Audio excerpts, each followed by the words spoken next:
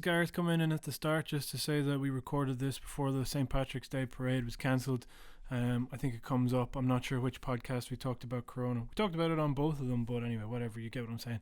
When that comes up, you'll know how wrong I am. And I'm sorry. Yeah. I once went on a date with this girl and she's like, what are you doing for Arthur's Day?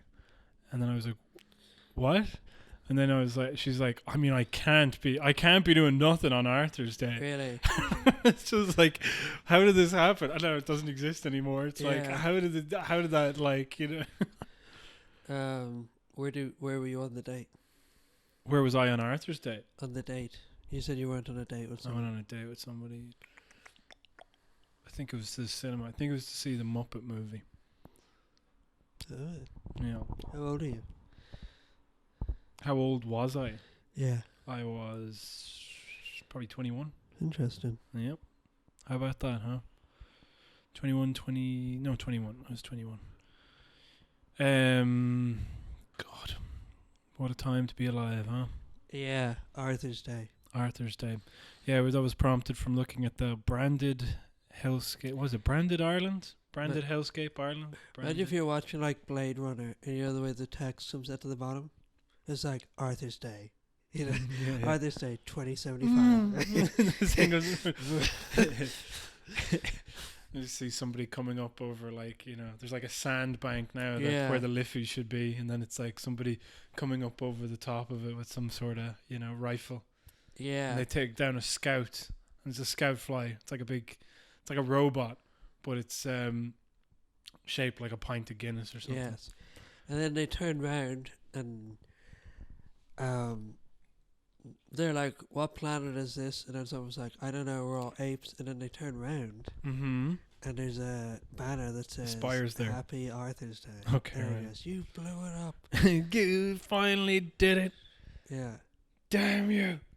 Damn you all to hell. Yeah. No, that's not what he says. Damn you, damn dirty apes. Earlier on. Okay. Get your paws off me, you dirty ape. Yeah. No, get your damn hands off me, you Get filthy ape. What was it? Get it up. Give it up, big up. What was I looking at? Charlton Heston's God, abs. I'm already like abs. Sorry, I'm literally typing that in. And get your paws off me. Is it? That was the one in the Simpsons musical, but I don't know if it's the same one. I hate every ape I see, from chimpanzee to chimpanzee. F. Here we go. He's in there. Is and that plugged in? Net. Huh? Is that plugged in? Which? Your computer. Yeah. So this is going on the podcast, is it? Yeah. Can they hear it? What are you talking about? Can the podcast people hear this? We can hear it through the microphone. Okay. I can put it in later on, maybe. No, I don't mind. So he goes, he gets up in the net. Here we go.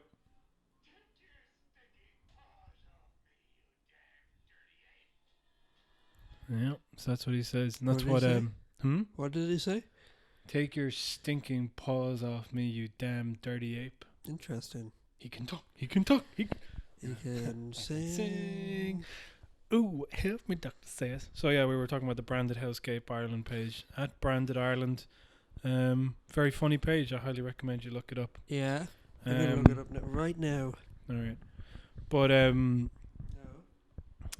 there's also a Judge Dredd comic book called Emerald Isle, and it kind of paints a similar picture to the one that we were just painting there. So if people want to look that one up, highly recommend it. Okay, let's see. Every morning at 8:30, Paddy Power, part of the largest online gambling, wishes us a good morning. It's just like we were talking about with Lin-Manuel Miranda. Do you remember the guy who did Hamilton? And he does that, like, get up and kick this morning's ass. Your princess is in another castle. Well, get yourself a new damn castle, because you're worth it. Okay, back to this. I guess. 3 times I've read this now. When KFC discovered that young people use KFC as short for know each other, fuck each other, and come together. Or know my door, fuck me in my bed, chow. They decided to cater to the need and build a KFC Palace Suite. That's very good. Ads of the world. That's a fake account, obviously. Yeah. I don't know. What's your favorite cut of meat? I don't care. Really? Yeah, truly. So if I gave you just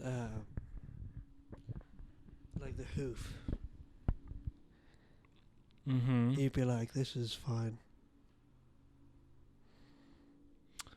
So actually, Gareth is on Twitter. I was just gonna say, Gareth is coming in purely on over the Twitter, wire, a not tweet even from listening. Paul Murphy.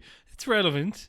He says the government needs to stop prioritising profits of the hospitality industry and put public health first. St. Patrick's Day should be cancelled. If it goes ahead, it will accelerate the spread of coronavirus, and our underfunded health services simply will not be able to cope.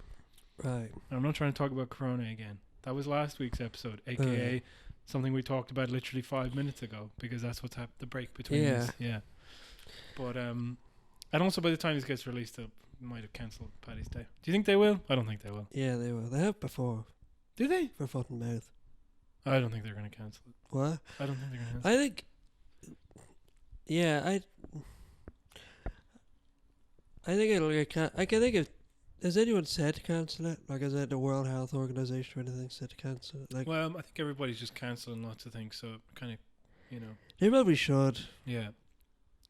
I wouldn't be surprised to do, but I don't even fucking go to it anyway. Not that. what? I don't go to it anyway. I don't leave my house if I can help it. So I guess that's why I'm also not worried about coronavirus. Yeah, I'm probably like the only person in your life who could give you coronavirus. Yeah, probably because you.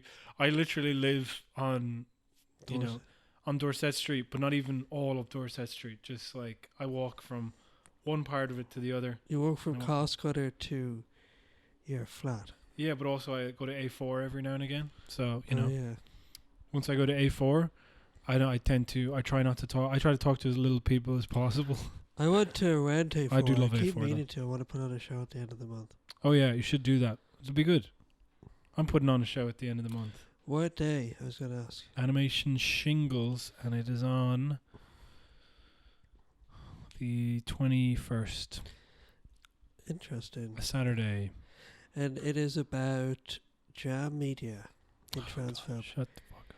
Can't talk about these people anymore. Yeah. As much as Graham Linehan exhausts me to think about, it fucking really aggravates me thinking about the animation industry and Jam Media. Yeah. Jam Media is like Voldemort. And you're like... I'm like bloody Cedric Diggory. Who's that? He's like the one who gets killed when he goes in by Voldemort when he comes back. Oh yeah, just because he was in the wrong place at the wrong time. Yeah. And I'm Harry Potter. You're Harry Potter because you got glasses. Yeah. When I was young, I really wanted black hair. Yeah. Like Harry Potter, or yeah. I wish that Pokemon were real. Yeah. So, What one did you want? You're going to say something. It is really lame. I actually know which one I want. Oh. What? It's going to really pain me to admit this. But I wanted Pichu, not Pikachu. Oh, why? Because I thought Pichu looked really cute and I liked it. And it was small, you could carry it around in your pocket or something, Pocket monster, as they say. Yeah. Or I used to really love Sandslash. It's like a rat with sharp nails. There's no interaction. He looks so cool, There's no interaction with that one. I understand Pichu. He's like a toy. So this is like a sharp... That would be like having a porcupine as a pet.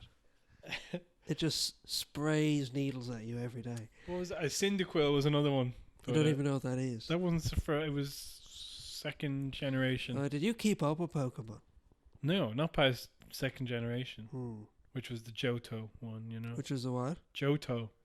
There was Kanto, and then there's Johto. Okay. 2 different provinces. And then there's won't do. What? Can't do, won't do. There's apparently there's one now, and it's basically just England. That's the one for Sword and Shield. Yeah. There's one who's a set of keys. Yeah, I saw that. Yeah. There's another one that's like an apple pie. Yeah. An apple pie. Because they didn't even have 150. Like, one of the original 150 was like a racist caricature of a black Oh, one. yeah, I forgot. And they had to remove them. And then the other one was a man. It was Mr. Mime was a man. Like, they had run out of ideas by Even 150. 150, they had like. There's technically like 152, wasn't One. there? Because they had Mewtwo as well. He was part of the 150. No, he wasn't, was Yes, he was. Okay. And then Mew was the first. Okay. Anyway, there's 250, but apparently now they have too many Pokemon. So, I mean, they already did. By 150, it was already too many. But now they have, they aren't actually able to put them all in the game at the moment. Yeah, I've heard this. Yeah.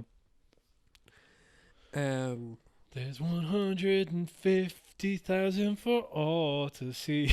What's that? Remember the original song with the 150 for all to see? The Pokey Rap, you remember? No. At the end, it would be like, to be a Pokemon master is my destiny. And it goes, what if I do? Oh yeah, it's trying to Like, rap Charmander, Squirtle. I don't know any of the Yeah. ones who got Neither man. Pidgey and Mewtwo. That's all, folks. Yeah. Can you catch them? You see 150? What was your starter Pokemon? Charmander, probably. Ah, Oh no, sorry, no, Bulbasaur. I love yes. Bulbasaur. That was my guy. Yeah, he was good. He was the best. Yeah, I loved him. And then he turns into this fucking disgusting beast. Yeah. And I was like, well, I still like him in a weird way as well, you know. Yeah, I was still gonna fuck him. I think the TV show really helped me like Ivysaur or whatever his name, Really? Venusaur, because he was like seeing their kind of weird rituals and world. I was like, that's kind of cool. Yeah. But it didn't make me like Blastoise anymore. Blastoise was the worst. I didn't like Blastoise. No, I thought he was really dumb. I didn't like that he had like metal. Yeah, I didn't like the ones that had inorganic stuff. Yeah. Or stuff where, you know, Cubone? Yeah. I didn't like the way he had a skull. Yeah. Because they had to find the skulls. And I was just like, how do they all find the skull? Well, apparently, It's their mother's skull, isn't it? yeah, but they're like, you know, those ones, you know, Genghis Khan, and it usually has like a little pouched baby. Yeah. Yeah, apparently the Cubones are ones that the mother's been killed, so they take the mother's skull and use it to conceal themselves. Oh. Yeah, so it's kind of like, and then the ghost Pokemon, there's some story about that as well. I don't mind the ghost ones because they're just ghosts. Yeah, but apparently they're like ghosts of other Pokemon Oh, or really? something. Yeah, something like that. Voltorb is probably one of them. Yeah. Who else had inorganic stuff on them? Jesus, did you hear that? Somebody slammed that door outside. Yeah. Someone's obviously having an argument. What other Pokemon have inorganic bits in them? Magnets, whatever the magnet. Yeah, I didn't one. like them. I didn't like Polygon or whatever. his name- Porygon. Didn't like him. He was like a robot or something. Didn't like a lot of them, to be honest. I mean, there's 150, so you have like plenty to choose from. Yeah, that's the thing. If you don't like one, there's always another. Yeah, they're like buses, you know. Yes, Yeah. they come. Okay. I remember the one where it started to kind of break down was when they had just a cow. Do you remember? No, but I know they had one who was a set of keys. Yeah, I know that too. You said that, you know. Yeah. Who's the Um, cow? One called Miltank. Cow. Miltank and Milcow, yeah. What was the other one? There was one though, and I was like, this is not it. this is straining credibility. I think it was the ones that were shaped like letters. There's one that's an ice cream. Oh yeah, I forgot about that one. That one was funny. I mean, Lickitung is already weird as fuck, you know? Yeah, but at least he's an animal. You like lick stuff. Yeah, but just yeah, I guess you're right. I love the ones that had like names where it's like Hitmon Lee and Hitmon Chan. Yeah, they Like were cool. like Bruce Lee and Jackie Chan. Yes. Very good. And Abracadabra, Alakazam. Remember? and Mankey. Yeah. I remember finding that one interesting because it was already a word. yeah, he's a fucking manky piece of shit. Yes. That's what they were going for. This the way we one's said it's a a manky. manky piece of shit, so I call him Manky. Yeah. That like little turd. I call this like one little turd because it's so fucking gross. Who's Yeah. that? What's the mud one? God, I can't remember. Mud one. Slimy. I know it's not. What's he called? God, like. God, what the fuck is it called? Sludgy? Yes. This is not going to stop recording now. Now this is... We'll move on in a sec. We were very foolish to think that we could do another one. Now this one is... Grimer. Grimer. Speaking of Grimer... Yeah. Leo Varadkar, huh? Yes. Yes. No, let's just draw a line. It's done. Now, can we make a go of it? Well, let's just keep talking, but like, Okay. I don't know if it's a politics podcast. But I liked your question earlier. Okay, well, let's go to the question then. Okay. All right. After talking about Pokemon for what feels like an eternity, we're going to talk about. Why? You better say. You it. say every second word. Why? Do Irish people like American politics? done? Question mark. Yeah, so much I was going to say. Yeah. Okay. Why do they like American politics? So much. Brackets so much. Much.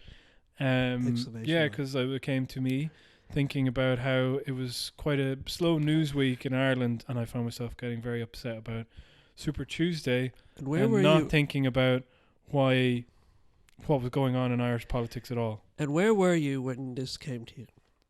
I think I was on Twitter as usual, and I saw Sinn Féin trending, and I was like, "Oh, what the fuck happened?" Yeah. And then I saw Fine Gael Fianna Fáil coalition, Yes. and I was like, Finally. "Oh, right." The moderate voice. I just forgot about that was happening at all. Yeah. And yeah, I mean, to be honest, like, I've seen a lot of reaction online of people like, no, we need another general election. We can't go back to this. And it's right. We don't really have enough time for this. Okay. Them forming a coalition. But having said that, if they did form a coalition, I think it would pretty much destroy that duopoly anyway. And I would be fine with that too. Do you think? Oh, yeah. Why? I just don't think they were already, what was it, for the past, how many years was it? 3 or 4 years? Who? In a confidence and supply agreement. Oh, yeah. 3. 4. Yeah.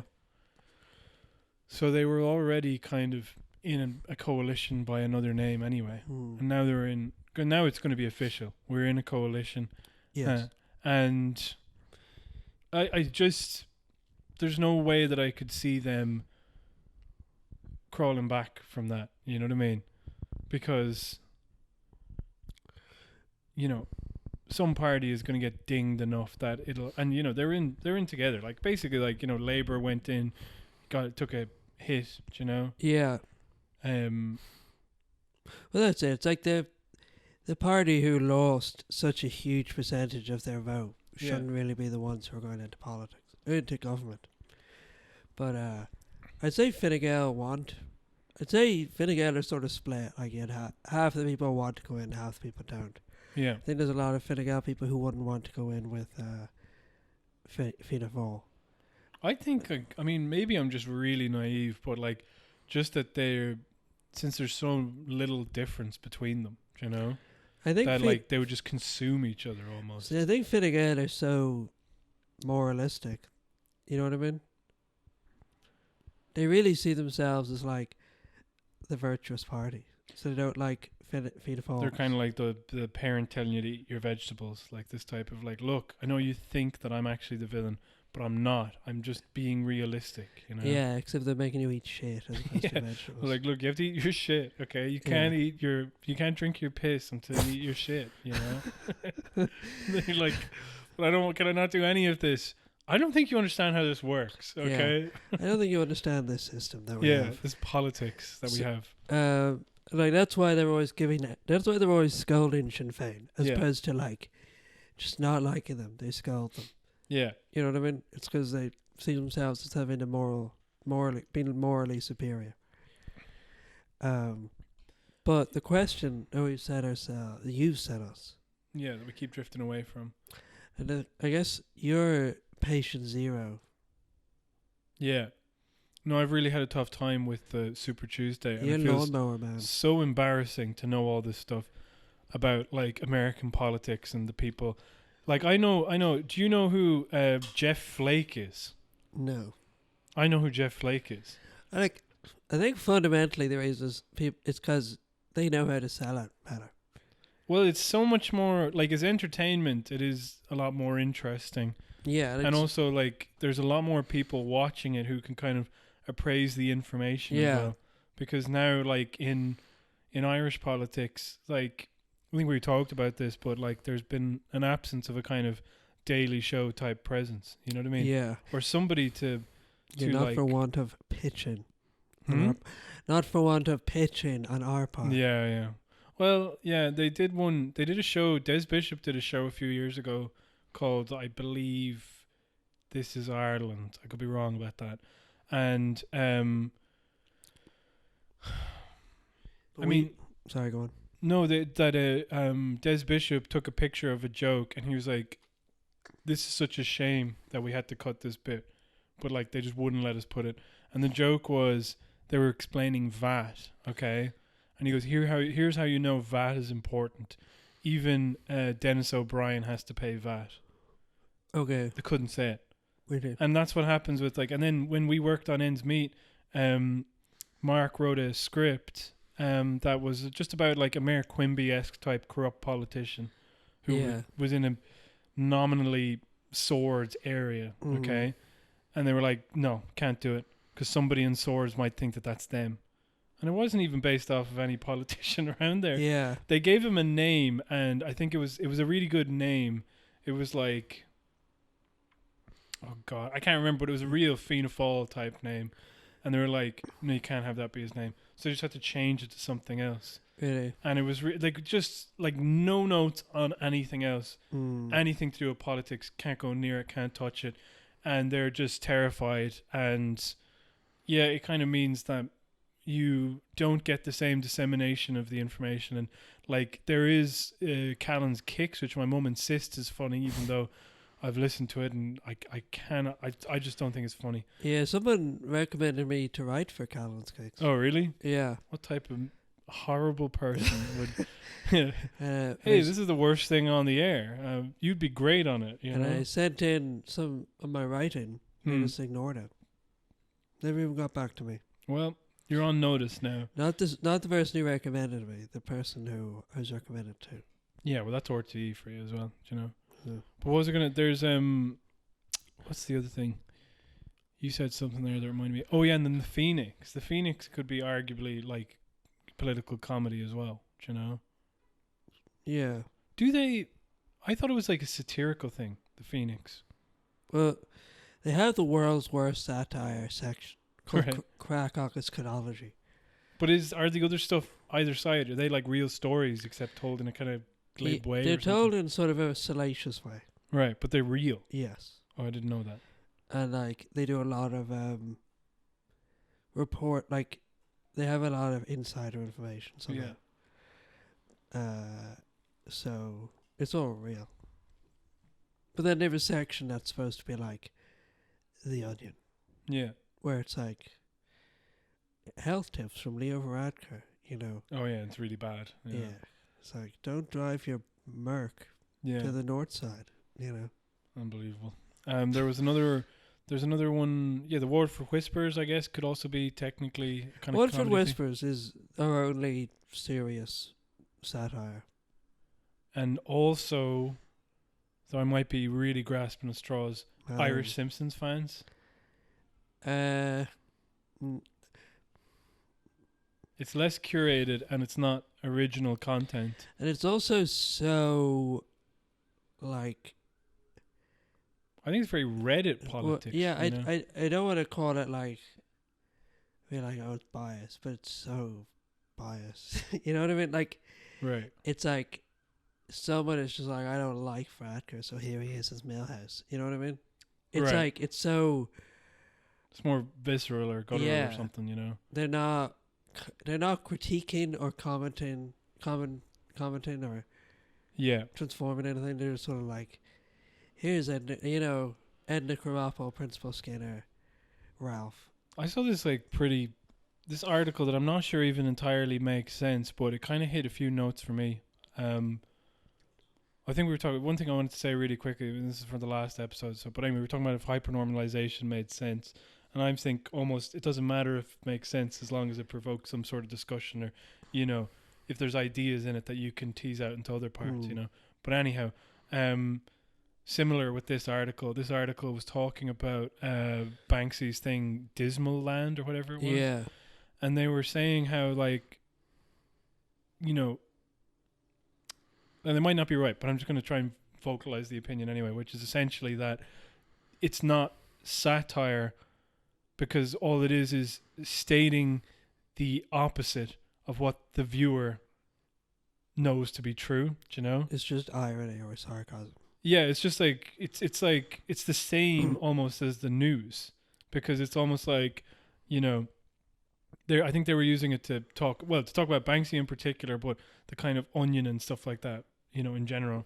This idea that you kind of go like, this just in, our government, the best government ever, because they banned people from hospitals or whatever, you know what I mean? Yeah. And it's like, we know that what they mean is that actually that's the opposite, you know?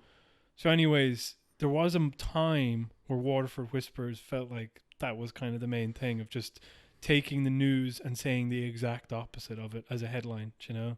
Yeah. Which I don't know if there's necessarily anything wrong with that, given that there's no voice to push back against the news, you know? But I also don't really recognize the joke anymore because, it was kind of a brass-eyed type thing where you're making fun of the pomposity of the news, Yeah. And now it's just like mutated into something else. It used to be like, one of my favorite Onion articles was, it's a really dumb one, but it's literally going like, local man says, "Oh Jesus, what now?" after looking at his phone while reading, Swamp Thing Volume 3. Okay. Yeah. And I just found it very funny because they took the language of like any sort of, a local man was seen today to say what now after receiving a call from his wife, and they just wrote it as a straightforward news article, but it's just over this completely mundane event, Yeah. But now, But that's not satire. no. Well, I mean, it's satirizing the kind of language of news and kind of, but the thing about it is like, you can only really tell that joke once. And I feel like Waterford Whispers have told it like a million times, where everything becomes like, local man gets really bored watching Finding Nemo at the cinema, and it just becomes something that they've done in their real life, and they just kind of turn it into an article, but it's kind of satirizing the rhetoric that I'm not even entirely sure that we have in Ireland for the news, It's like when you go to any number of comedy skit shows and they're doing like a funny ad for something. Yeah. It's like, there was like, "Hey kids." Yeah, It's like, yeah. I've never seen that ad. I'm just going on to the Onion as we speak. Well, I was going to say, the other thing that they do as well is they'll do, some people that I know who try to model themselves off of like American kind of shock comedians, they'll do like Jewish jokes. And it was like, talk about the Holocaust or something, there was a comedian I saw who did like Holocaust jokes, and you're kind of like, even though we are technically in Europe, you know what I mean?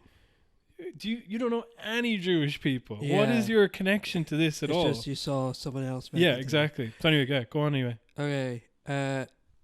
Smithsonian apologizes for fraudulent treasures of Obama's tomb exhibit. I don't get it. It's just Ruth Bader Ginsburg flirting with 67-year-old intern again. She's old. That's pretty bad. Department of Transportation introduces padded bumper lane for intoxicated drivers. This is bad. This is really bad. When did the Onion become shit? Bat scientists urge colony to reduce spread of coronavirus by sneezing into wing. That is so bad. These are so bad. I don't know if you ever heard that. There's a This American Life podcast where they go into the writing room of the Onion, and it's like must be from a completely different time now, because Ira Glass sees the development of a joke that becomes a headline, and he was talking about how one of them that was pitched was like booed out of the room, okay, and then he said one that was ostensibly the same was approved.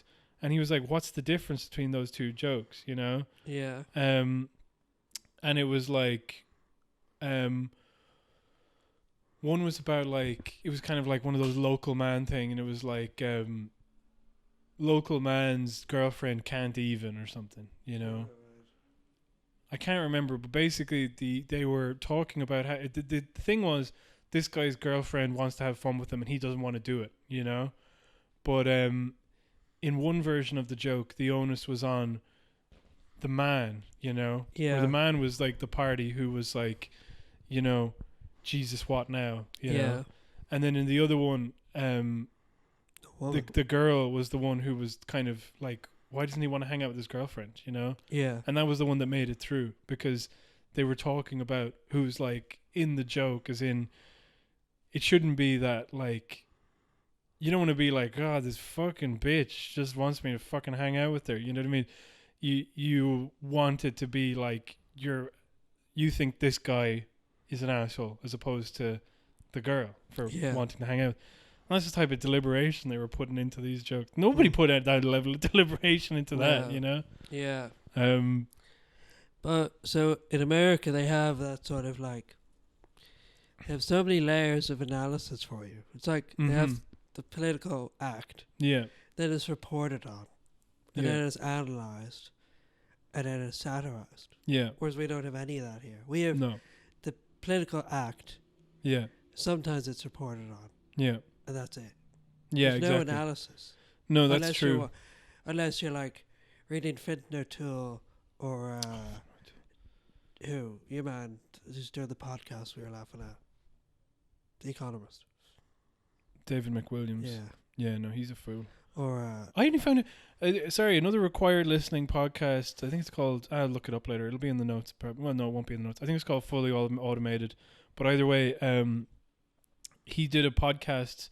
It's very funny because he pretty much does American politics, but then because of the surprise victory of Sinn Féin, he contacted his friend in Maynooth and they did a podcast about it. But he said something about David McWilliams that I hadn't realized, which was David McWilliams is basically quoted as sort of saying, now I'm not gonna try and repeat the quote that this guy said, but he was basically saying that the crash was, David McWilliams stated that the crash was essentially caused by reckless consumers, you know? Really? Yeah.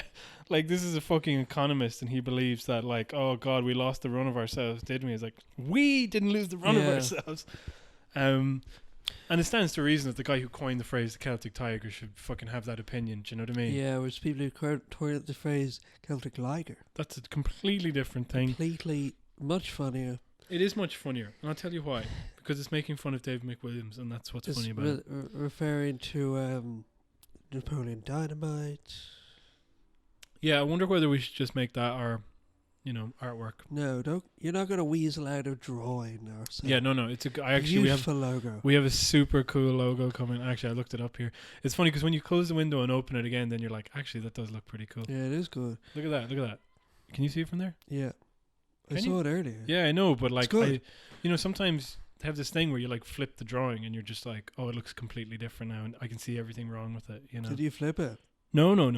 I'm just saying that like some distance from it. Once you look at it again, it can be kind of like. But in America, they also just have more interesting politicians. Like the most exciting person in Irish politics is Owen O'Brien or. Oh, you mean Mary like inspiring? just interesting. Like Mary Lou McDonald. You know, they're just sort of like people who have a bit of personality to them. Yeah, I mean, that's the other thing is that I mean, maybe in America, these people, their politicians to them are completely humorless assholes as well. And we're only seeing the ones in the minority, whereas in like local government and people like that, you're just like, these people are insufferable assholes for the majority. Yeah, but at the top level, everyone just seems so like, I don't know. I think it's the stakes as well. Like it's not the same when you're talking about like comparatively smaller, things that are going on. But I think that what am I fucking Aren't the saying? stakes more immediate to us? You know, like we were talking about this earlier, but like America does have some impact on us, but like Irish government has direct impact on us. It's like if we're talking about the stakes, stakes for us is higher with Irish politics. Yeah, completely. But like I think that on a global stage, those people are always going to be more interesting. Like, UK politics is even slightly more interesting because it feels anyway, or now it's been dramatically reduced since Brexit, that they had such an influence on the main stage, especially like the ability to be able to just go to fucking war. You know what I mean? Like, war is something that really draws people's attention too. That's true. But I think because there was like, when Trump's in there and it's a new thing every single day, it just feels like, well, I can't believe this is happening. This is so funny.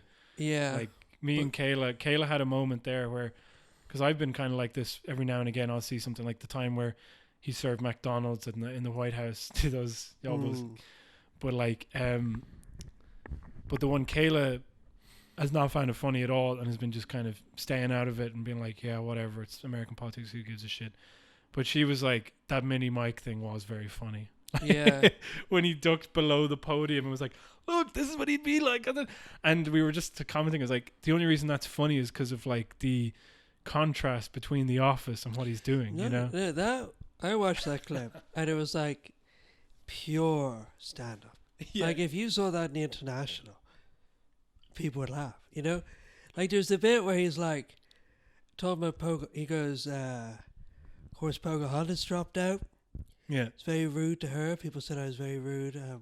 Going to have to apologize to the real Pocahontas. Yep, to the real Pocahontas. Oh my God. It was better than I did. It was just like stand up. Yeah. So like, it's like when Obama made a joke, it was sort of like, oh, it's funny. The president's making a joke. Yeah. Whereas when Trump makes a joke, you're laughing. You're like, I hate Trump. Yeah. But you're just like, that's funny. I mean, at the moment you're laughing now, in spite yourself. It's so upsetting that like, at the moment, because he's a weather vane, he kind of goes which way he believes that like he could create the most animus, towards people. But at the moment, like the most animus and stuff and the most vitriol that can be is just saying the truth at the moment. Yeah. So now he's online. He's gone, well, they're rigging it against Bernie. You know what I mean? Like the fucking Liz Warren. What? Very rude of her not to endorse. Can't believe she won't endorse. Like Mini Mike. And you're just like, God damn it. Everything he's saying is completely correct. You know what I mean? And it's so frustrating. Do you know what I mean? Like, but exactly as you're saying, I just thought about, that character that Aziz Ansari played in Funny People, Randy, do. He's kind of like that comedian because he's got like his catchphrase is like, what's that? Sleepy Joe Biden, Sleepy Joe. And everyone's like, yeah, he said it. And then, it's like Aziz Ansari going like, and I was at a party and I was in a hot tub.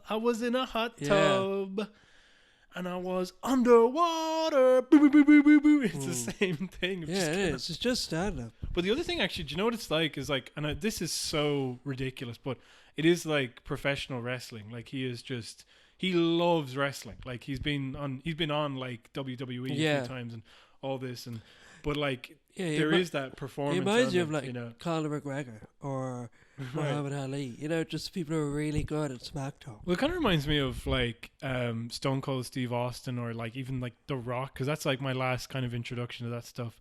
Like, the idea of The Rock standing on stage and like just looking around, like looking like somebody's like, oh, I heard that The Rock is, you know, a vegetarian or whatever the fuck, you know. And he's just standing there like looking around, and then he just kind of eventually go, you know, and everybody knows he's about to say his catchphrase or something, and it's like, yeah, he's gonna do it. The only reason I would say it's not like wrestling is because wrestling is so like it's all scripted. Right. Well, I mean, Trump wouldn't think that though. You know what I mean? I mean, he knows that it is scripted, but he can't separate that at the same time. But no, that's why I say it's more like boxing, where it's like the psychological warfare is part of it. You know what I mean? Well, isn't wrestling like an evolution of the fucking shit talking from boxing? Do you know what I mean? But like The Rock isn't thinking. He's not like, what do I say to Stone Cold Steve Austin? He's like, I'm supposed to win this match. Like, no, but I'm saying that the pauses and the kind of like performance, yeah, and then that's something that kind of bleeds through into what Trump does. You know? Definitely. And also Twitter like was a real, because I was trying to think of how he got started on like Twitter. How did he get on Twitter? Like, he's so old to be on Twitter. I think he just started in it, but it became like, if you think Twitter like when it starts off was like Cameo or something, where it's like, I can't believe this fucking guy's on Cameo. Look at that, I can get him to say this for like €20 or whatever. It's like this, where it's like, Donald Trump, you for real? And he's going after Rosie O'Donnell online. Like, you're seeing these like public spats of like, and he basically became a Twitter personality because he was somewhat of a has-been. You know what I mean? Like, he has his show, and that kind of reformed him in the eyes of like, oh, he's a businessman. But like, I think that being on Twitter was a novelty. Yeah. And then when he's doing the rallies and stuff like that, that was kind of like when he's still doing rallies. He hasn't stopped. He never stopped campaigning. But like, that's the thing of like, the Twitter is almost like the endless stream of gibberish that now he's able to say when he's up there, you know? Yeah. The Fox News gives him all the talking points, and then the wrestling gives him the cadence to be able to, you know, creating an entertaining presence for people. You know? Apparently, like, what was it? The Chapo guys saw him at CPAC, which is like a conservative conference. And he said, and of course he was ridiculously late. Apparently he was like 2 hours late for when he was meant to show up. So they were standing there, and then he started talking, and that's he like went, a rapper. That's like, yeah, exactly. But it's so much like he knows what he's doing with that as well, even, you know. Yeah. And then the people get worked into a frenzy, and they said they saw him talk for what was it? I think they watched him talk for about 2 hours or something. Now I could be wrong about this, but anyway, he talked for.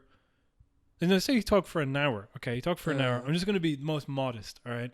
And say he talked for an hour, and they were like, okay, he's winding down now. So they decided they would get ahead of the traffic, and they left. And then he said they got back home, and he had gone on to talk for another 2 hours. Really? He was up there 3 hours in total. No script, just going on like off the top of his head completely, you know? That's insane. I know, like it's just so crazy. Like, I've done an hour of stand-up before, and it's long, you know? But, yeah, I guess that's, like, entertaining in some way. So, obviously, when people go, like, why do we know so much about American politics now? It's like, how could you not watch that? That is entertainment, like, you know? But, and, you know, it's like gambling. It's like, you could watch, like, a football match, and you just go, like, all right, I guess the Reds won or whatever. But if you put money on it, all of a sudden you're like, fuck, like, I gotta. Yeah. So when you have an investment like the world ending, it's like, fuck, this is serious. Yeah. You know? Like, I always feel like, you know, at the height of the Roman Empire, you had Rome, and then you had like the Scythians and it's like, you feel like one of those groups where it's just like, you're living on the edge of this like impossibly advanced empire. Yeah, yeah. And you sort of think like, America's roughly the same as here. And then you go to America and it's so much wealthier. Yeah. Know? Like, you can see so much evidence of the wealth. It's like, it must feel like going to Rome. Yeah. When you were like a villager. I know this is like a really small thing, but when I went over there in like, you know, I think 2011, we found it very difficult in San Francisco to find any place that took cash. No restaurant took cash.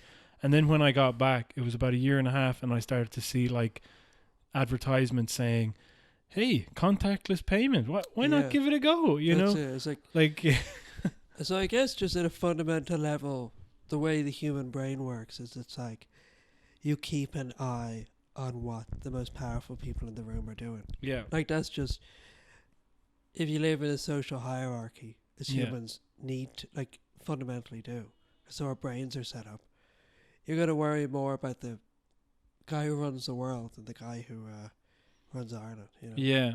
And I mean, I think that there's no, like, even attempt of Ireland, you know, making a dent on that. You know what I mean? I don't think there's any illusion that Ireland could. Although we do love to kind of say this, like, well, we built those skyscrapers and stuff like that. And, yeah, we did but this we don't say that we designed them or that we generated the money. We just no, because we wouldn't, because we would only claim credit for the stuff that, you know, like, but like there is this kind of this idea of like, well, we're not nothing, you know what I mean? We're like, this, you know. definitely, yeah, But like, I think, yeah, no, with Irish politics, like, you know, there's even that thing up north where, what was that cash for ash scandal? Do you know that? I wouldn't even get into talking about that, but like, as a scandal, you just feel like, God damn it, is this like, it's you so know, like, yeah. Yeah. And even though that affects people's lives and like like just like tons of money, public money, just fucking hoarded by, you know, small individuals. And it's like, that is as important as anything else. And, you know, it is frustrating, you know? Yeah. It kind of, I was thinking about Brexit and Leo there, and it was reminding me of In the Loop, which I have to watch again. But, you know, in the Loop, where he inadvertently kind of becomes this kind of cheerleader for the war because they're looking for somebody to, you know. So he like, but anyway, what ends up undoing him is that he doesn't take care of a wall in his own constituency, which falls down. Okay. And so anyway, the whole time, like, the Malcolm Tucker character has just been like, don't worry about it. Don't worry about it. It's fine. We need to focus on the war. We need to focus on the war. And then eventually it's like, he kind of accepts that. He's like, okay, I don't need to worry about this constituent. And then the paper comes out and it was like, the wall fell. And he just goes, it's like, all right, well, the wall fell. And then Malcolm's like, oh, well, that's no good. That's you. You're done. You're finished. Yeah. And like, he's like, what do you mean we're finished? You told me not to worry about it, or that, you know, that was the kind of conceit of it, is that. But it was kind of like the same with Leo, like going over to like Europe and all this, putting all of it into the Europe, you know, fucking basket, and then it's kind of letting the entire country go to pot, you know, and then believing that maybe that he would be rewarded before all of his work with Europe, which is kind of like. See, I don't think he ignored what was going on in Ireland. Right. It's like what happened here was behaviour according to their ideology. Right. You know what I mean? He wasn't thinking, I'll go to Europe and leave Ireland fallow. He was like, okay, well, I want to arrange stuff so that the market sorts out what happens.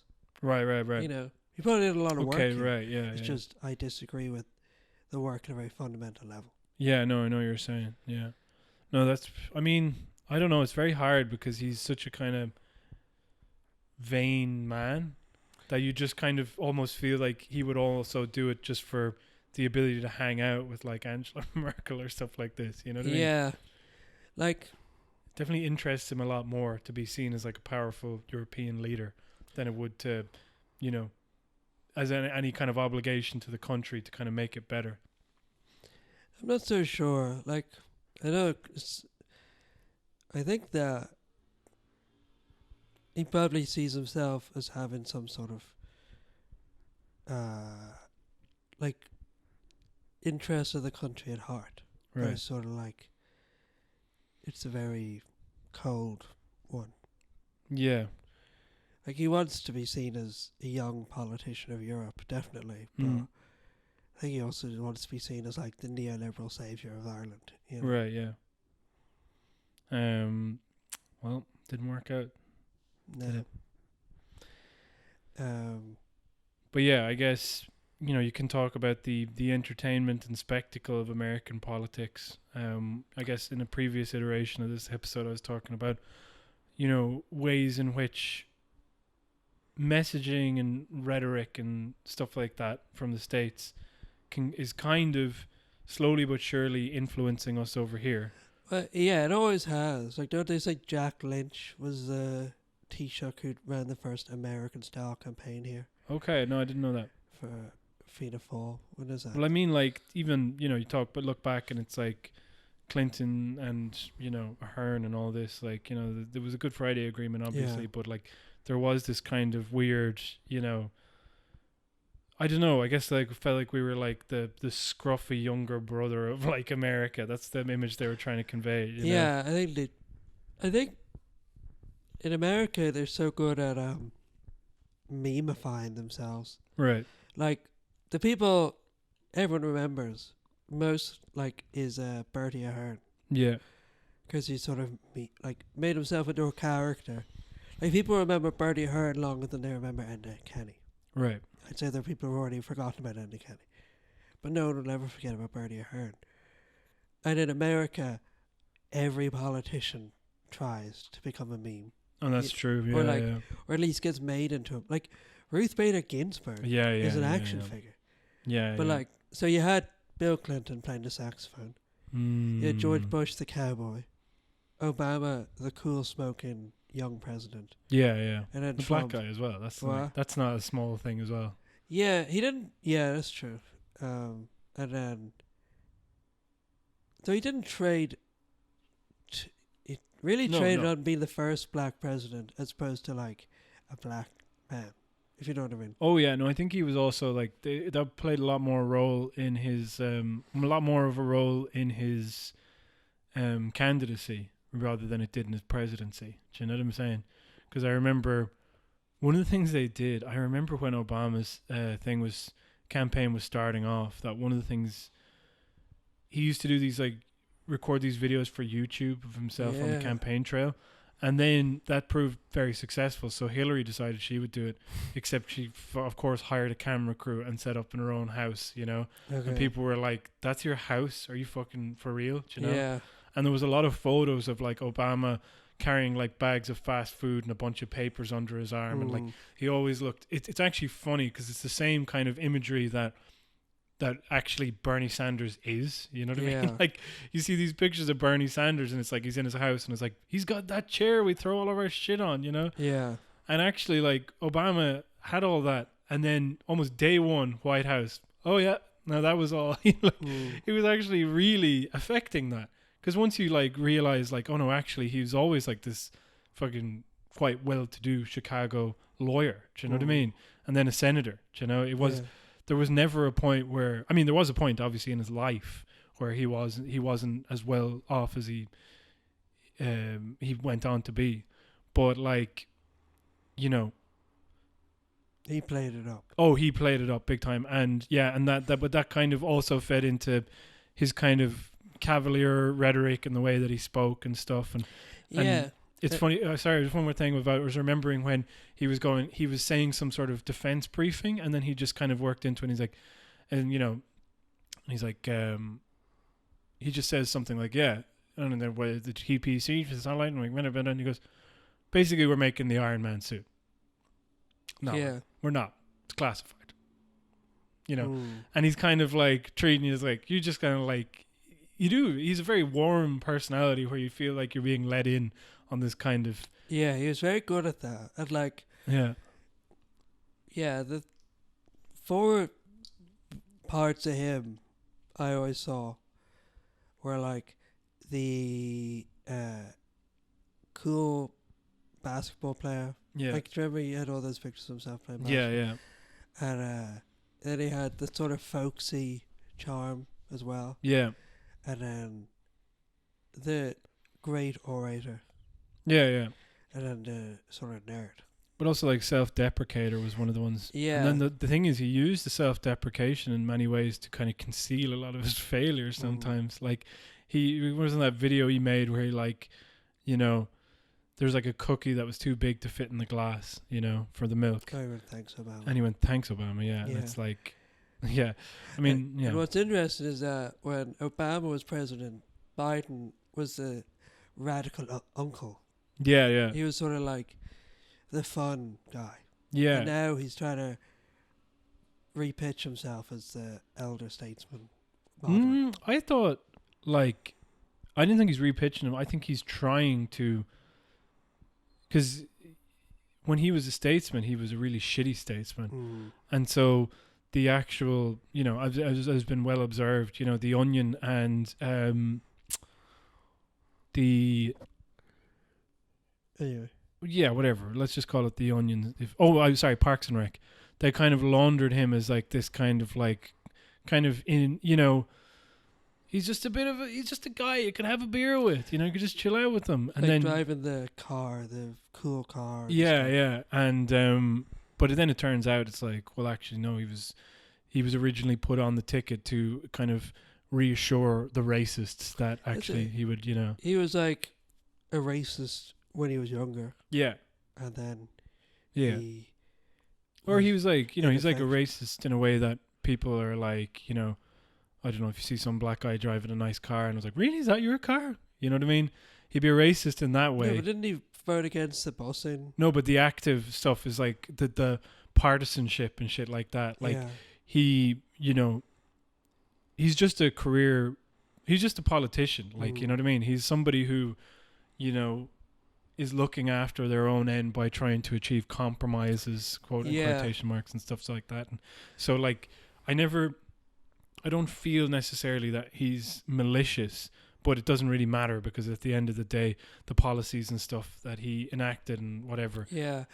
But it's also like, it makes it so much more easy to consume because it's like, Obama's a cool guy, and then someone's like, here's all the evidence that he is, and here's all the evidence that he isn't. And that's very easy to like land on one side. Yeah. Whereas if I'm like, Kate McConnell is... Like, what is right. she? You know what I mean? It's like, well, here's all this information. It's like, this was a lot easier when it was just like, is Trump a madman? Yeah. You know what I mean? It's like, the memes give you a framework for analysis. That's so funny that you say that because like it's exactly like I was saying on a previous thing when we were talking about Pierce Doherty being on the steps, but like Pierce Doherty, like no tie, kind of unironed shirt, and he's up there just hollering and roaring, and like you suddenly, like you could see, and this is so embarrassing, I'm not like saying this in a sincere way at all, but you could see like that pose being frozen in bronze, like fucking Jim Larkin or something. Do you know what I mean? Like there is bringing to mind this kind of like actual anger that's there and like a proactivity, even though he might actually just be saying the same shit like as usual. And then Owen O'Brien, like his fucking the glasses, you know what I mean? And the kind of I don't want to call it. It's kind of a hipstery haircut anyway. Do you know what I mean? Yeah, but even it's so. There's not enough of an apparatus around Irish politics to memify people. Yeah, no, that's completely true. Except for Willie O'D. He's very memeable. Just because of how goofy he is. Blind Boy. Yeah. Blind Boy has the power. If he was like, Owen O'Brien is woke Millhouse or something. Yeah. You could do that. Woke Millhouse. That would be really funny, actually.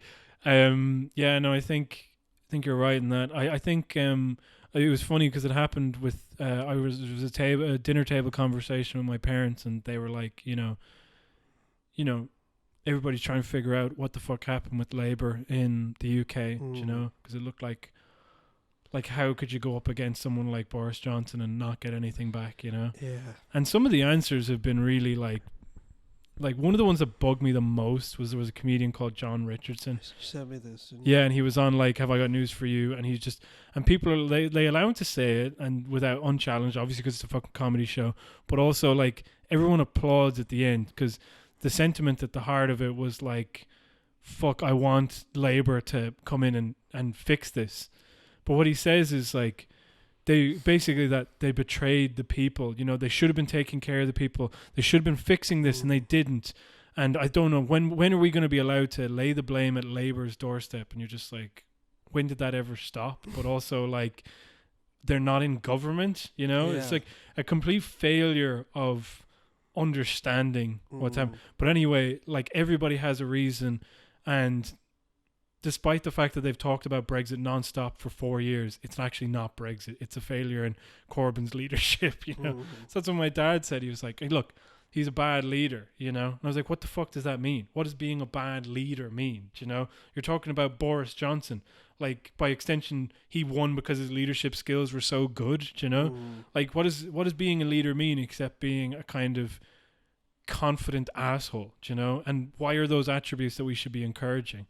And but then he was like, look, it's not like that. So he tried to. My dad loves to do these, like, you know, these hypotheticals so that he can kind of paint you into a corner and go, there you go. Well, you know.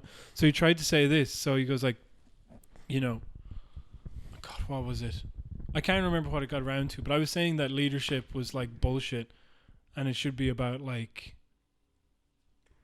fuck. No, I really lost the train of thought. But essentially, what he was trying to say is, you know, basically asking me would I vote for like Micheál Martin, you know? I was like, I wouldn't vote for him for a variety of reasons, you know what I mean? But his leadership and his personality don't factor into it at all, do you know? And it's also like sorry, and then also what Irish politician could you actually point to who has fucking personality, do you know? Yeah, like with leadership, you can't point to anyone. It's like if you like someone, if everyone likes someone, they're a good leader. Yeah. And if no one likes them, they're not. It's like leadership isn't a quality. It's just something we give to a load of different things. Yeah, exactly. But what do you say? So is there any other reason why people don't like pay more attention to American politics? Okay, so we talked about the stakes, the aesthetics, the entertainment value. I mean, I talked about it earlier in an earlier draft of this, but I was saying the West Wing is something where it's like, we mentioned how, I mentioned to you in a different thing about apparently Armando Iannucci, when he was doing research actually for In the Loop, that they went to the White House and they were being given a tour, I believe, I don't know, by a bodyguard or somebody, or if it was just a tour in general. Doesn't really matter. But the point is, the bodyguard or whoever was given the tour was pointing. Tour guide. Let's just call him tour guide. But I don't think it was a tour guide. I think it was something else. But anyway. Oh, really? But anyway, he was pointing over and he was going like. Was it a Beamer? No, it was someone called Reggie. Does that make sense to you? No. Anyway, so he's like pointing over and he goes, right over there was where Josh in the West Wing, a famous scene where that happened. And over there, and it's like, you're in the real White House. And he's like pointing out where fake stuff happened with this show. And there is an element to that because that was a tremendously, you know, it was on RTE, the West Wing, but also it was a really well-selling box set. There's not a charity shop in the country you won't go into and find a West Wing box set. Yeah, that's true. And, you know, I think that gave an appropriate analog to people, and the entertainment that we consume, it kind of ends up lending a sort of dignity to the office, which in many ways is actually like if Bush and Trump, and then funnily enough Obama, like we were saying there, who was kind of, a lot of his jokes were kind of based off of how casual and cavalier he was in his hallowed halls, quote unquote, you know, then the framework for that the framework for that was given by the West Wing, and I think that we're projecting onto it a sense of kind of importance when it's like, you know, let's say there are toilets in the White House, so we know that each president there has taken a big shit at least once or twice, or they've like had sex with their wife, or had a fucking, well, we know that they had a fucking blowjob or whatever, you know, and like this. I'm just saying that like there are disgusting human things that happen in that place, but like there's a kind of sense of nobility that's given to it. And this is where the real important stuff happens, you know? So I think that it's impossible to imagine that happening in Ireland, you know? Like, it just, true. Even though that's why we kind of gravitate towards 1916 and stuff like that, because that sounds more like, yes, when we were up there in the battles and, you know. It's impossible to go into like the Dáil and feel reverent towards it. It's just. Yeah, exactly. Even in England, you don't feel like that. Like when you go to the House of Westminster, and they're showing you around, and they're like, this has been used for 500 years. Yeah. And these are the ancient traditions. You're just sort of like, oh, that's like Game of Thrones. You're not. That's so true. Yeah. No one's like reverent. It's just sort of like, that's sort of cool and sort of really lame. Yeah. Well, I think maybe it might have different significance for somebody from England. I don't know. I don't even think so. Like, and then if you look at like what's his name? The thick of it. They're so irreverent. Armando Iannucci, or like Yeah, but like the characters are so irreverent. right. But if you look at like American shows, Yeah, it's like they're always sort of awed when they enter into the Oval Office. yeah. Like let me just take it in for a minute. Yeah, you know? like I even can't believe, you know. I don't know if it ever happened in Veep, but like in the House of Cards, Yeah, you know what I mean? It's but like, even like sorry. no, go on. No, I was just gonna say, you know, because obviously you have that type of like House of Lords shit where it's like he can only enter once they've knocked 3 times on the you know wooden basilisk at the front of the house. Yeah, And it's all very like magical Harry Potter bullshit. But then you have like number 10, you know, which is like Black Door. You know, but like that's very evocative as well. You know what I mean? yeah, And like, well, actually, sorry. And then when Leo's saying, "Oh, that's where he did the dance," you know, he's yeah. grand, like, you know. And but then the other thing is the God, what was the thing I was going to mention? Yeah, I mean Winston Churchill is obviously a very evocative figure as well, you know, for whatever reason. Yeah, but that's true. Like World War II, you know what I mean? Well, okay, that's still too World too. What was it? There was something. Oh yeah, but also the character of like Alistair Campbell is still cast a pretty, you know, that was a moment in spin and politics that is actually kind of, you know. I'm not saying that, like, you wouldn't say in Ireland we have no respect for politicians. Like, we remember fondly or have infamous politicians in the same way. Do you know what I mean? Yeah. It's that we don't have respect for the institution in the same way. Oh yeah, no, absolutely not. In fact, I think our politicians are defined by their whatever pushback against institutions, if that makes any sense. As in, like, you know, there is a kind of fondness for Bertie Ahern, you know, because it's kind of like, well, you know, like he was pretty shitty, but you know what I mean? At the end of the day, would you have done any different? Do you know what I mean? Like, we all kind of like want to get away with having a bunch of money, whereas we fucking hate Leo Varadkar because he loves those institutions. Yeah, you know? that's true. Yeah, no, I think you're absolutely right. We don't have the same kind of. It's not like one of the funniest things when I started listening to the Inside Politics podcast. They were like, and I think there's probably a lot of a lot of nervous people now in Leinster House today. And I was like, is Leinster House where they? Yeah, I would say, like, look it up. I didn't even fucking know. Do you know what I mean? Yeah. I think Radker has tried to meme himself a bit, obviously. Oh yeah, and it just doesn't fucking work, you know, because he's so lame. Like he has bad taste in everything. It is. It's annoying because he has all of the visual signifiers, or that would, like, he's kind of. Even his visual signifiers are lame. His visual signifiers are like crazy socks, which is like something out of How I Met Your Mother. I meant that he's like from a different ethnic background, you know, and also he is gay. Like, those are like two things. Trudeau would fucking, if he had that, you know, would be able to make a lot of hay out of that. Do you know what I mean? But Leo seems to be like want to be memed on his own merits. Well, besides that, you know, you wouldn't, like, I'm not saying you admire it, but like he is gay and his father, I don't know. One side is Indian heritage. It's like he hasn't allowed people to constrain him. That way. That's admirable, but like he's fundamentally a loser. But but also, given how desperate he is, the reason he doesn't use that is probably because he's kind of ashamed of it. Do you know what I mean? I think it's just private. Right. Like, there's no sense that he's ashamed of it. You know what I mean? I mean, I think there might be, just because he kind of basically got outed by the referendum, because he was kind of keeping mum on being gay for a long time, or keeping it very down low, you know? And then once it kind of started to work to his benefit and like progressive credentials, he was like, all right, well, you know. Yeah, it's something that makes me so uncomfortable speculating, like, why he came out.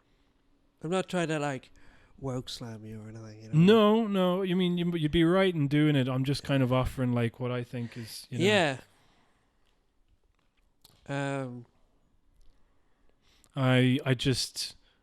I mean, sometimes I might be able to contempt of this person get in the way of like what might actually be the reality. Do you know what I mean? Yeah. But I truly just do like. I mean, I'm not implying you do like him. I'm just saying, like, everything that he does becomes a duplicitous act or something. You know? Yeah. So See, the thing is that you could just imagine, like, it coming out mightn't have helped him. Do you know what I mean? It's like, yeah, there's a lot of people in Ireland who have no problem with it, but like, there's probably a lot of people in Fine Gael who, even if they wouldn't dislike him for it, maybe it would hold back his political career. right. You know, there'd be a lot of people who would think like, oh, is a gay guy really going to get nominated? You know, is a gay guy really going to win the election? You know? Yeah, Or like, is a guy with an Indian father really going to win? Like, you can imagine, it's hard for me to believe that he's that calculated about that. well, it is funny because I mean, like, obviously Bertie Ahern aside, I mean, obviously there was a lot of leaders of the party and stuff like that, and you're definitely probably remembered, and I just don't have any knowledge or whatever. But to me, like, Bertie Ahern and Leo Varadkar actually kind of, Bertie successfully, Leo Varadkar not successfully, kind of running the party on the recognition of them as a person, and you know, despite the fact that like it's not like a presidential thing where we have the choice to elect who's the Taoiseach. Do you know what I mean? Yeah. So like, yeah, I don't know what point I was trying to make there. I think it just came into my head, so I thought I'd say. No, it's good. Like, Radker's at all these, like, him jogging in the park and the pancake, the infamous pancake. You really hate that one. It's just such a grim image. You're like if anybody who doesn't know this, which might be a lot of people, on Pancake Tuesday, he like took a picture of a pancake that he'd made, and he was kind of like, "Oh, can't wait to eat this delicious nutrient-based protein slab." You know what I mean? Yeah, and it was like a human being. The you know, thinnest looking pancake. You could see the pattern of the plate, and then the ingredient, like the topping, like it was one tiny pancake, and then it was like like so much fruit, and then like an energy drink, like a sports drink in a sports flask. yeah. It's just so disgusting. I love he does that. He tried and then like, you know, really pissed off about the Fine Gael loss basically in the election. It was another example of like he got really catty of the oh yeah, some very like good constantly sniping. I blocked him and then I unblocked him because I was very excited to see this meltdown on Twitter, and actually proved to be more infuriating than it did anything else. So I might have to block him again. But he did a weird thing, which is funny. In like, was it 2018, where he's like, I want everybody to know that I paid for those drinks, and everyone's like, what the fuck are you talking about? Yeah, what was And then that? like a few months later, it was revealed like he had seen, well, not a few months later, but like people quickly realized that he had seen one tweet with maybe like 2 likes that had say, oh, I saw them using government money to buy drinks at, you know, this concert. And then like a few months later, then that was that infamous letter that he wrote to Kylie Minogue, which is kind of, I think maybe unfairly chastised, because like fucking, you see a picture of Enda Kenny with like Bruce Springsteen or some. Yeah, he was idiot. just. I'm sure plenty of Taoiseachs have written equally lame notes. It's just we haven't seen them. Yeah. But like he did the same thing again recently, where he's like, shameful. I hope that they denounce these anti-Semitic horrible comments by the Sinn Féin councillor. And everybody's like, what the fuck are you talking about? Nobody knew what he was referring to. And then it turned out he had found some sort of fucking PA to dig up tweets from like 2014 and was now scolding them over this, you know? Yeah, and he tried to get that hashtag going, the not a normal party. That was so funny. What a fucking idiot. Like, seriously, like, just such incredibly bad instincts when it comes to PR. That's it. Like, even his very first campaign as Taoiseach was the welfare cheats us all. Oh, amazing. And it's like, why are you going after, like... You must know that the data for that is just going to be completely against you. Do you know what I mean? Yeah. Like, I don't care if that's what you think, but if you want to be the Taoiseach, that's not what you fucking run on. Do you know what I mean? Like, why is that your first thing? Like, as Taoiseach, why is that the first thing you go after? He had like bus ads, him holding the sign. But he has like, he just doesn't seem to have any awareness of like that other people might think differently to the way that he does. That's why the Sinn Féin thing has affected him so much, where it's like, I can't believe you voted in these fucking terrorists. And it's like, we're, like these awful, disgusting people that I hate. How come you don't hate them? Yeah. And it's like, because we hate you more, basically. I mean, I don't even fucking really love Sinn Féin. I like 2 people in Sinn Féin because of policies that they're putting forward, and also policies for housing, and then somebody because of their fucking rhetoric and the way that they him as a person. Not, I mean, did he go to a private school? Pierce Doherty. Radker. Oh, Radker. I'd say so. I mean, I don't know. It's like and then he was a doctor. Yeah. And then he was a politician. Yeah. I'd say he's just lived the most insular life going. Yeah. So he's probably never met anyone who's voted Sinn Féin before. Oh, God, no. So he probably is like, yeah, no normal person would vote Sinn Féin. Yeah. Or there's no excuse to vote Sinn Féin. Yeah. Yeah, it's funny because but the anti-Semitic stuff. I think I was trying to roundabout way trying to bring that up, where I was like, Yeah, well, who was that again? It was, I don't know, some fucking long Irish name lady. And she, like... Do you know where she was from? No. Okay. I know that the anti-Semitism was actually pretty much like anti-Zionism, but leading towards a kind of strain of anti-Semitism, if that makes sense. Where it's kind of like, you could argue no smoke without fire, and if you did a bit of picking at that, you'd probably find some anti-Semitism, but it wasn't anti-Semitic, Okay. And also was from like 2014 or whatever, do you know what I mean? Yeah, so, she's a grown woman. Yeah, okay, fine. But then the one that kind of was like, she did something about like fluoride in the water. Yeah, that was crazy. And then you go, oh, okay, right. Well, now you're getting towards the thing that I understand, where, as in a type of crazy that I can point at. But the anti-Semitism, like, I felt like, oh, that's him just...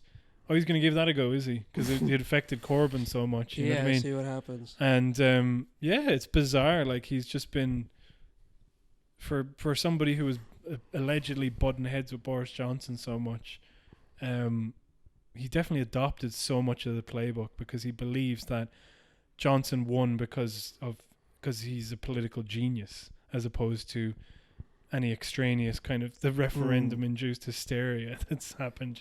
Yeah. But anyway, sorry, I was cutting across there, but that was something I wanted to get at. And of course this week,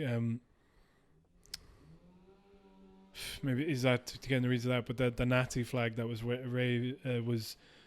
was flown at a... Yeah, and I saw it was reported as a Nazi, what was it? Man at Sanders rally waves Nazi flag. Yeah, like the reporting on it has been like, actually this, basically that was one of his fucking supporters. And then the other thing that happens is people pick up on this and kind of, some of the tweets that I saw in response to it are a breed of people that I'm really getting to know well, which are these people who are either diehard Kamala or diehard Warren supporters, just getting in the comments, and they'll just be like, they're like, well, what do you expect? Because when you're out there being as aggressive and angry and whatever as he is, then this is going to happen. Yeah, it's weird. It's just this. Anyway, because nothing means anything, and the people I like, the people I don't like probably deserved it, I mean, who am I to push back on that? That's pretty much what I do all the time. I don't... Yeah, you're a cyber troll. I'm going to stop now, I think. I think the anger is kind of, like I was talking about, kind of is like... It just kind of ends up self-perpetuating. You just create more and more, and I just get more anxious and anxious. And I think this is a better use of talking out that stuff. Celtic Liger. Celtic Ligers, baby. But how long has this been? How long have we been on? Yeah, we're fading. We're done. And Anyway, hope you enjoyed that. Maybe this is shorter than usual. But what was it? So let's just put a pin on... I don't like this putting a pin. I'm going to be honest. Why? I think it reduces the conversation we had. I think we should go the hyper-normalization route. Of just having it be a fucking mess. And then be like, people what was that? Yeah, okay. Fine. Goodbye. Goodbye.